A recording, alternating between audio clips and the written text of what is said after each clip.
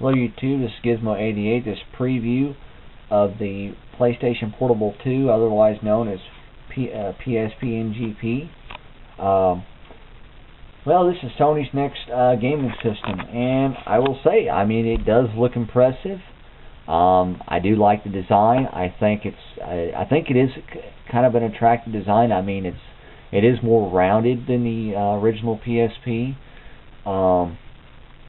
You know, there's rather than it looks more like a dual stock controller because it has more than one, you know, control stick. So you know, just by looking at it, I mean, yeah, it is kind of attractive. I don't know that it's any more attractive looking than the original PSP, though. I will say that, you know, because it does look pretty similar. But I think there's more to this than what we're actually seeing. So why don't we take a closer look?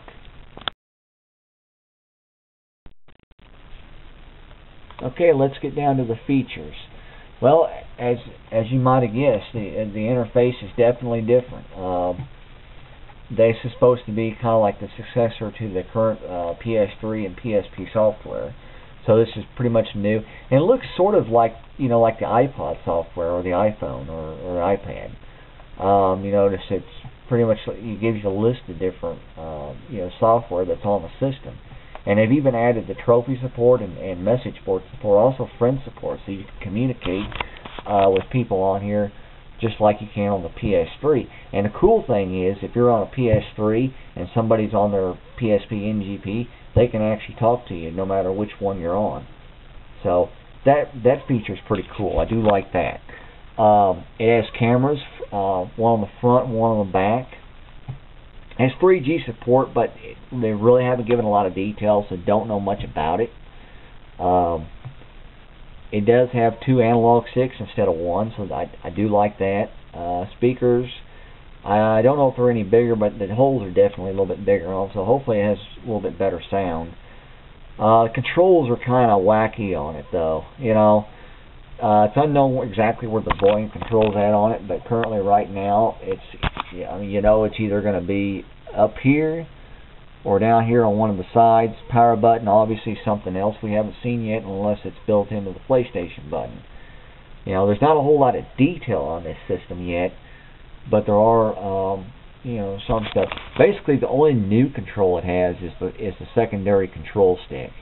Also, the 6-axis controller does have that, so it does have motion. If you do use that 6-axis controller, you'll probably want a strap, though, so that way you don't launch it across the room. But other than that, yeah, some great features. You know, it does feature the ability to play PS3 games, downloads them from the PS3. So now, you know, so that part's cool. But the also the the games that it can play, you download them from the store, or you can buy them from the retailer. It doesn't feature the UMD, so they come in SD cards. So it's pretty cool for the most part. I think it's going to be an awesome system, though.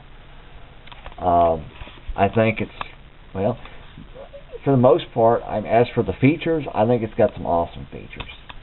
It does have a touch screen, so you touch the bubbles actually. I haven't seen like a touch pin yet, though, so I don't know if it's just with your finger exactly.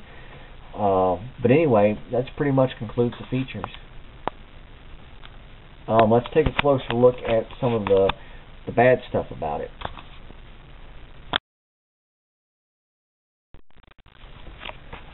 Okay, let's take a look at the bad here. Well, as you might have guessed it, it pretty well. There's a lot of bad here.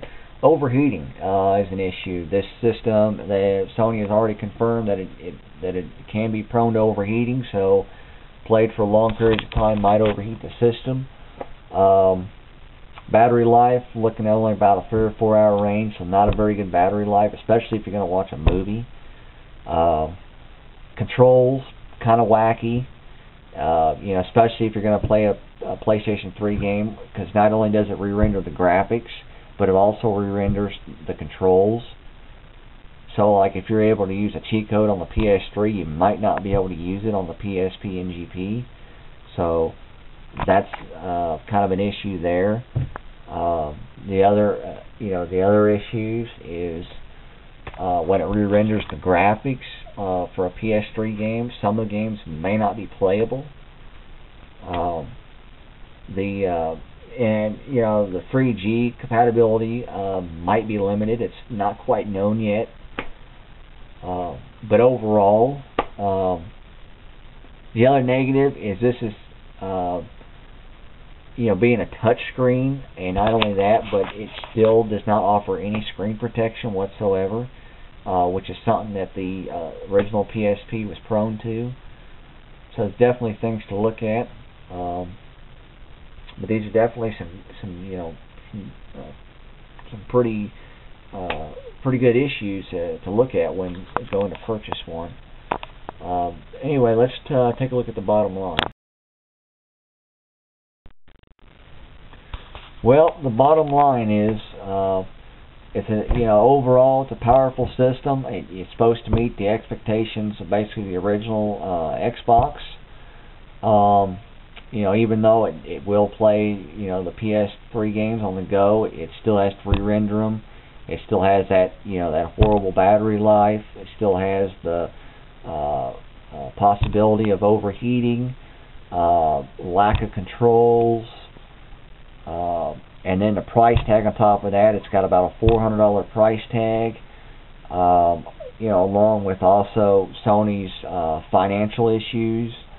They're not in bankruptcy, they're not near bankruptcy, but it could lead to that.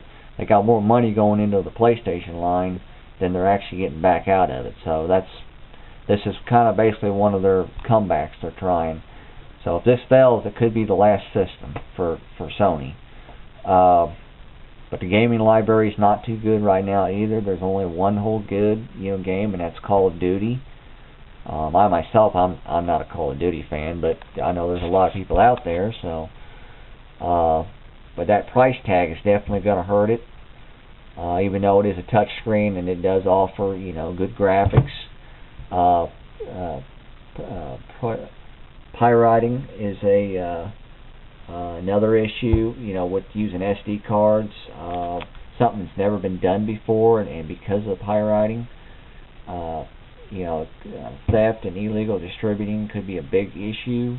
Hopefully not, but overall, though, as for the system, I think Sony's done a pretty good job. They definitely eliminated the UMD, which was a big problem, and I think it'll be a great system there.